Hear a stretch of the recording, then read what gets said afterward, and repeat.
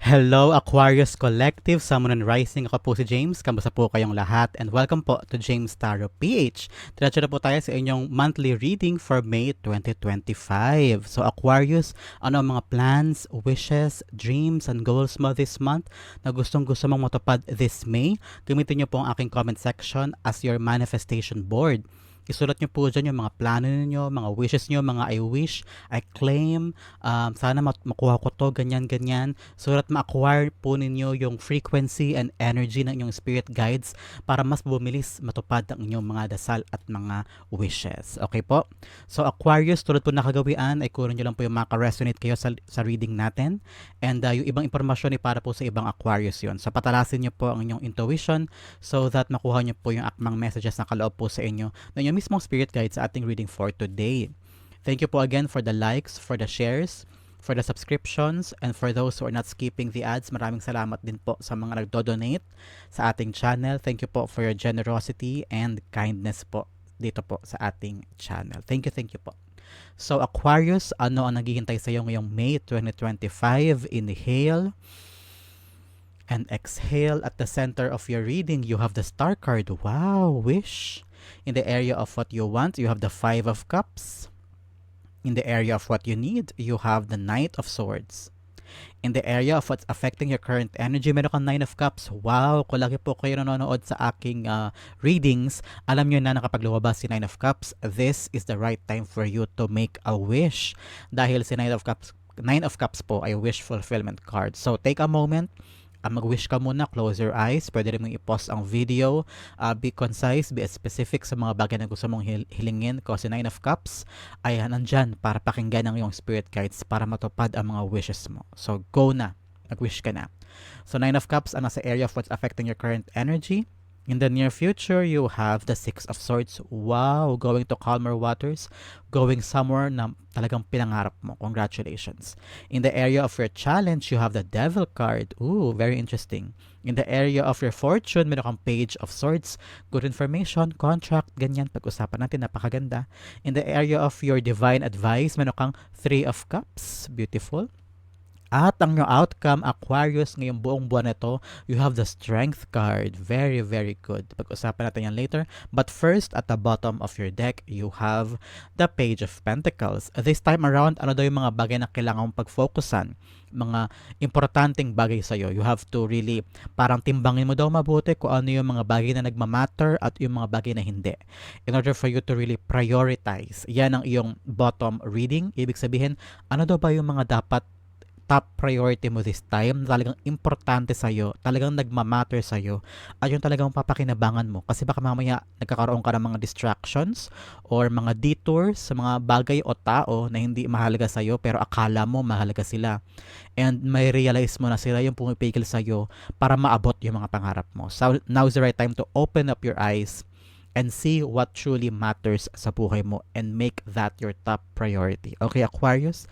Start na tayo sa yung reading. You have the Star card at the center and core of your reading this month.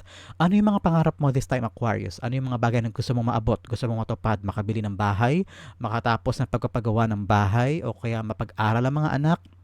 Mahanap na yung right job for you, matanggap na sa agency na yan, o makatanggap na ng tawag o kontrata, o kaya ma-finalize na, hindi ka na contractual, kundi magkaroon ka talaga ng permanent job dyan, matanggap na sa isang grupo, mahanap na yung love life na yan, ganyan. So, andayan mong kung ano man po ang pangarap at dreams mo this time, I'm seeing you having this strong faith and hope in whatever you're planning this time.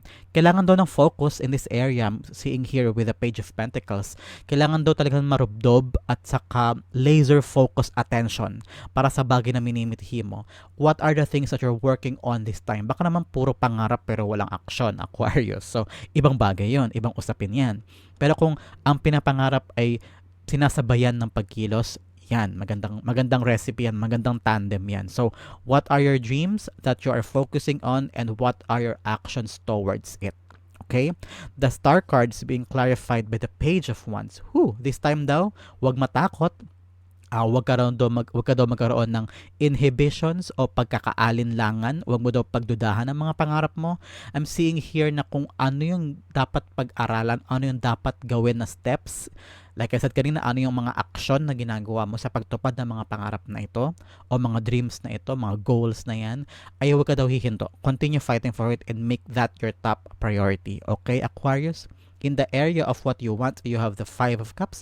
Gusto mo na makaalis sa dating buhay. Gusto mo na makaalis sa problema o sitwasyon o tao o pag-ibig na talaga nakapanakit sa'yo. And you're thinking, this time, wala na ako mapipiga dito. Tapos na to. Wala na mangyayari pa sa mga bagay na to. Kailangan ko na mag-move on. Kailangan ko nang harapin yung talagang mas malaking bagay for me. And this is like a realization from you. Parang nanggaling to sa sarili mo, parang one time bigla ka lang nagising o bigla ka napaisip na parang bakit ba ako naglalaan ng maraming oras, atensyon, pagmamahal at pera sa isang bagay o tao na totally alam mong wala na sa'yo o hindi na para sa'yo. And now, you are chasing the dream that is much, much bigger and destined to come para sa'yo.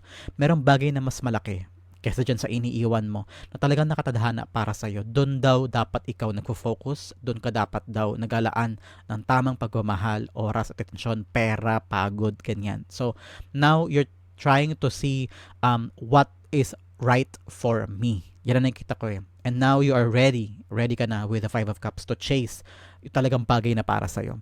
So the Five of Cups being clarified by the Two of Wands. Now may plano ka na. Ready ka na to take the risk because the Two of Wands nakatayo siya sa bakod niya at handa na siyang humakbang para doon pumunta sa bukid na yan, na bukid na hindi pa niya napupuntahan ever. So, now meron ka ng initiative for you to get out of your comfort zone, to get out of your nakasanayan, and now parang ready ka na humakbang patungo sa magandang bukas na hindi mo pa napupuntahan pero nakikita mo yung hope, nakikita mo yung potential niya.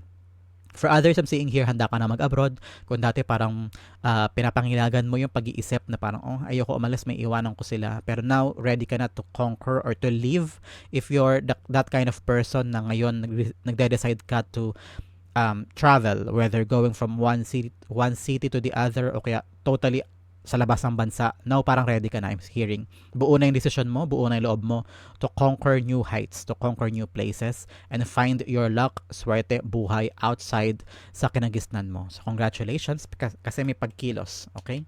In the area of what you need, ito kailangan mo Knight of Swords, so good, walang pag-aalinlangan, wag na parang I don't know why, ayoko naman sabihin na parang hindi mo pinag-isipan, pero sometimes there are things na parang hindi mo kailangang tagalan ng desisyon. Parang kailangan daw always eyes on the prize and wag ka daw laging parang napapahinto ka. Parang natitigilan ka because kailangan mo lagi mag-isip ng matagal. Parang, okay, pag-isipan ko po muna ha, wag muna ngayon. I understand, magandang bagay din naman yung pinag-iisipan. Pero sa sobrang takot to try and to make mistakes and to fail, yung matagal na paghihintay at matagal na pag-iisip, ay, umabot ng day ng buwan, umabot na ng taon, hindi ka na nag-decide. Sayang yung opportunity na naghihintay sa'yo, baka lumipas yan at pumunta sa iba. So, this time around, chase for your dreams. Chase for the possibilities and blessings. Kasi, malakas yung tawag na parang, kapag hindi ka nag-decide now, baka mamaya yung opportunity mapunta sa iba, sayang din. Okay? The Knight of Swords being clarified by the Four of Cups. Yes, kakahanap mo sa mga bagay na wala. Kakahanap mo dun sa mga bagay na parang, hindi, yun ang gusto ko eh. Pero may dumarating na blessing dito. Pero, hindi ko yan gusto. Hindi yan ang pangarap ko. Meron akong isang pinakahinahanap kasi hindi ka na masaya sa current life mo. And then you have this clear visions of what you truly want. And then may biglang dumating na blessings. Ang ganda-ganda din, promising, pero hindi mo masyado nakikita kasi nga, nakatutok ka sa isang bagay. Ayan, lumipas tuloy na punta sa iba. So, kailangan daw, sabi sa'yo ng spirit guides mo, harapin mo yung buhay. Kapag may dumating na blessings at opportunity, grab it. Kasi baka yan yung paraan o yan yung initial place for you to really acquire the bigger goal na matagal mong inaasam. So, minsan kapag humiling tayo kay God ng spaghetti, ibibigay niya sa atin yung recado. Nandiyan na yung pasta, nandiyan yung kilong baboy, nandyan yung tomato sauce. Pero sabi mo, God, ang hiningi ko po spaghetti. Pero, nga, spaghetti nga binigay ko sa'yo pero kailangan ikaw ang gagawa. So, ito yung bagay na yon. Ito yung explanation na yon. Na don't think agad-agad na ito yung gusto ko, ito yung makukuha ko. No, sometimes you just have to grab an opportunity that will lead you to a bigger goal, okay? In the area of what's affecting your current energy, meron kang Nine of Cups, fulfillment. You want to be fulfilled. Parang this time, God, ibigay mo naman yung gusto ko. God, gusto ko nang matupad yung mga pangarap ko. I've done a lot of things. Parang pwedeng isinaayos mo na yung buhay mo, isinaayos mo na yung bahay mo, isinaayos mo na yung dreams mo, tapos ka nang magbulakbol, tapos ka nang mag-chase ng mga bagay na parang na-realize mo, hindi pala pwede sa akin yun, hindi pala importante sa akin yun, I'm chasing the wrong things. So now parang this time, you want to be fulfilled, you want to find your true happiness, your true passion, the right job, the right love. Parang ngayon gusto mo na maging maligaya, completely, true, authentic happiness. Kaya ngayon umaasa ka ngayon sa bagong pangarap o sa something na talaga nakikita mo yung potential and you're holding on to it. Wala nang time for doubts, wala nang time para matakot, wala nang time para umurong. So God, laban, angkinin mo ito. Focus on this and make it your top priority. Walang problema dyan. The Nine of Cups being clarified by the Magician. Yan, ngayon may pag-action ka, nai-realize mo na I have the enough tools, I am ready. Matagal na pala akong ready, hindi ko lang napapansin kasi iba pala yung tinitignan ko, iba pala yung chine-chase ko before. Now, dahil nakatutok ka na dito at handa ka na ibigay yung kaya mo, you can manifest this like that. Because ang ganda ng kombinasyon, no? The Magician and Nine of Cups. The Magician is the ability to create and make things into reality. Nine of Cups is a wish fulfillment. Pag pinagsama, ibig sabihin, lahat ng dinasal mo at pangarap mo, makukuha mo siya na mabilis basta actionan mo. Okay? You can do it now and you can make it into your reality. Kaya lahat ng pangarap mo, abot kamay siya. Basta sumugod, lumaban, i-prioritize, nasa kamay mo yan. Mabilis na mabilis. Especially in the near future, ang ganda naman dahil sa pagsubok mo na ito, sa pag-grab ng opportunity at pag-action sa buhay mo, you are going now to calmer waters, away from the conflict, away from your old life. Now, nakikita ko yung pag-abante sa buhay. Leveling up ka na, Aquarius. You are now entering a new phase of your life where you're reaching and doing the things na talagang nakadestined for you. Chinase mo yung dreams mo, pinaglaban mo yung gusto mo, na-realize mo na kailangan baguhin ang dapat baguhin, and now you are on the right path. Congratulations. The Six of Swords being clarified by the Three of Cups. 3-3, you are loved, you are protected, and your spirit guides, your ancestors, na nandiyan sa tabi mo at mahal na mahal ka nila at pinoprotektahan ka nila. Okay? The Three of Cups is here telling you to celebrate life. There will be a moment in your life in the near future na talagang mag-celebrate ka. Halimbawa, right job, permanente ka na, o kaya ma-meet mo na yung love of your person, kaya nandiyan ka na sa Three of Cups celebration, ganyan. O kaya you're gonna get the life that you truly, truly deserve and truly, truly dreamed of in the past. Kung halimbawa, pangarap mo makabili ng bahay, andyan na. Ito na yun, mabibili mo na yung bahay na yan and you're gonna celebrate it with the people that you love.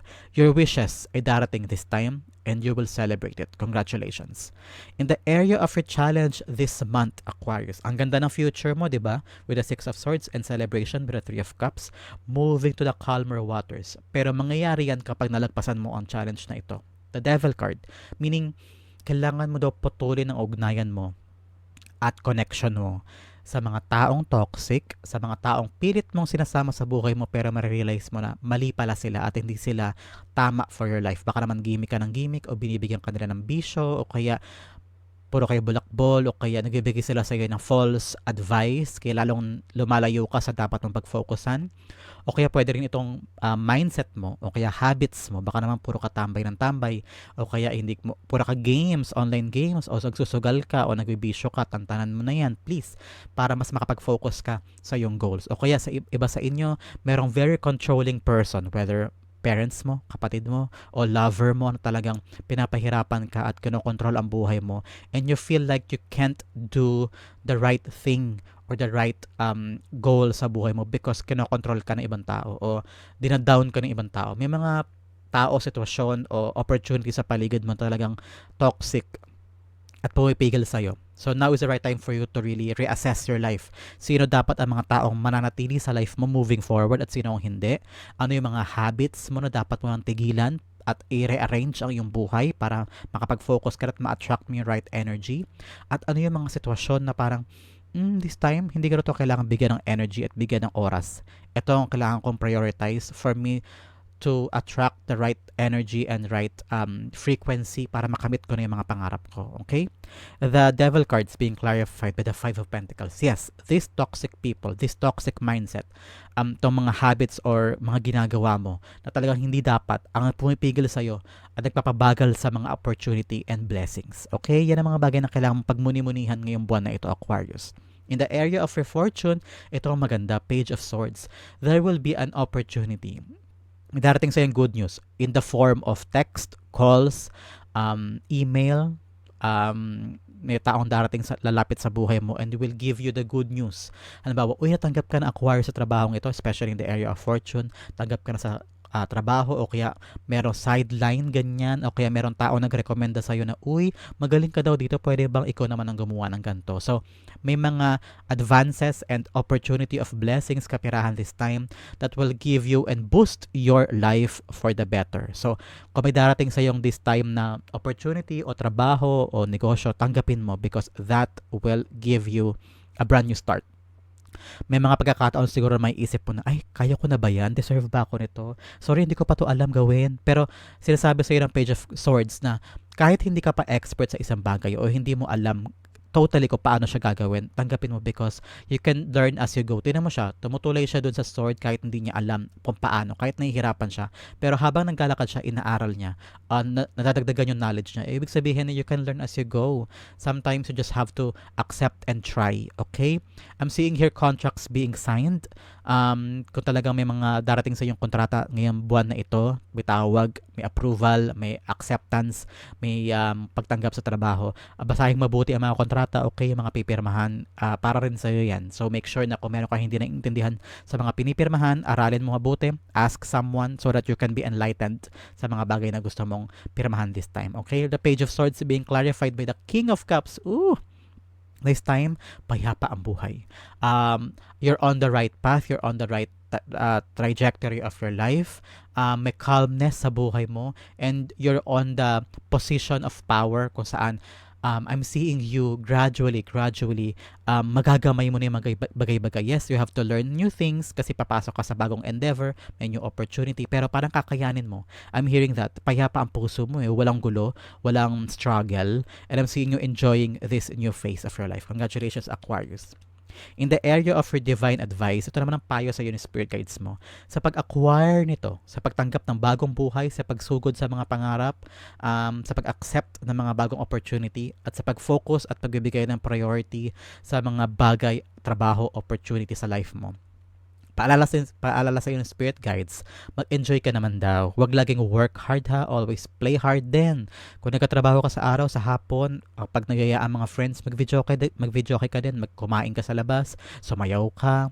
Always find time for relaxation, ganyan. And always see the beauty of everything. Kung napapagod ka sa trabaho, make sure that you're also being accompanied by your friends, by your family. Lagi dapat harmonious ang relationship mo sa kanila.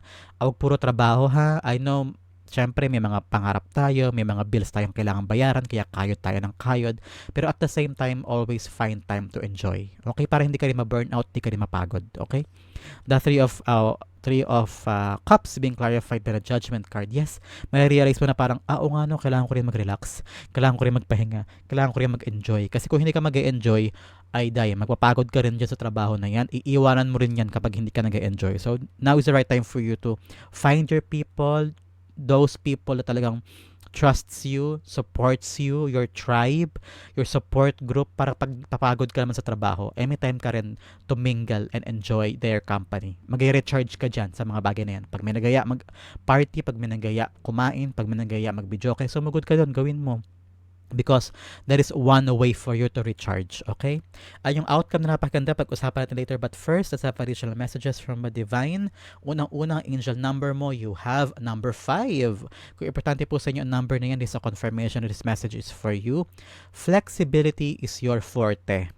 When life throws you a curveball, you can easily adapt to new circumstances and find excitement in the unexpected change. So ikaw daw magaling kang sumabay sa panahon, magaling kang mag-adapt. Pag may nangyaring problema, pag may nangyaring pagbabago, kayang-kaya mong mag-change, kayang-kaya mong sumabay, ganyan. So ikaw hindi ka mahihirapang lumipat ng trabaho eh. Hindi ka mahihirapan lumipat ng bahay o lumipat ng lugar kasi kayang-kaya mong mag-adjust agad-agad.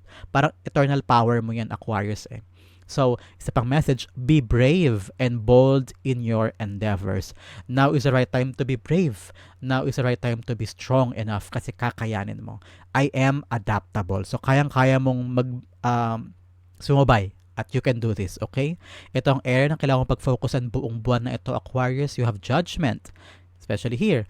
I understand that everyone has their own unique path and challenges. Kung nahihirapan ka this time, wag mo daw hayaan na parang i-judge mo rin yung ibang tao. Always be kind to everybody na kung may pinagdadaanan ka, may pinagdadaanan din sila. So parang this shared love, shared experiences, na kung ako'y nahihirapan ka rin siguro, kaya magiging mabait din ako sa'yo, naiintindihan kita. Doon nagsisimula yung empathy and love and trust and care for other people. Okay? Especially in your outcome, you have the strength card sa pag-pursuit mo ito ng bagong buhay mo, paghahanap mo ng pangarap mo at pagsugod sa mga bagay na gusto mo at pag-prioritize ng mga kailangan i-prioritize this time. Especially may mga pinutol ka ng hindi nakakabuti sa'yo, di ba?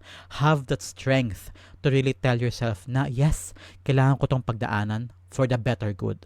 Maging mabait ka rin sa sarili mo sa prosesong ito. Maraming taong tataas ang kilay mo na parang, ay, ba't ganyan na si Aquarius? Ba't niya ako iniiwan? Ba't ayaw niya sumama sa atin? O kaya, bakit hindi na siya sumasama? Bakit lagi na siyang umaalis? Bakit lagi na siya mag-isa? Bakit hindi na siya nakikipag-ugnayan sa atin? Because you're on a better path, Aquarius. May mga tao sa paligid mo na hindi nakarapat-dapat na sumama sa buhay mo because sa pag-abante, may mga tao o bagay sitwasyon na hindi na kailangan. And you are starting to enter a new life and have that strength na panghawakan yun. Be consistent and be kind to yourself. May pagkakataon na susubukin ka ng buhay na parang dapat pa talaga to? Kasi parang uncomfortable ka eh. Kasi bago nga, may mga iniiwanan kang comfort zone sa buhay mo. So always be kind to yourself and daanan ng proseso, okay? The strength cards being clarified, the Two of Pentacles. Yes, you have this choice. Kailangan talaga panindigan mo ang choice na ito because lagi mong isipin, this is for the better good. Para to sa magandang kinabukasan ng buhay ko, kailangan ko tong gawin. Okay?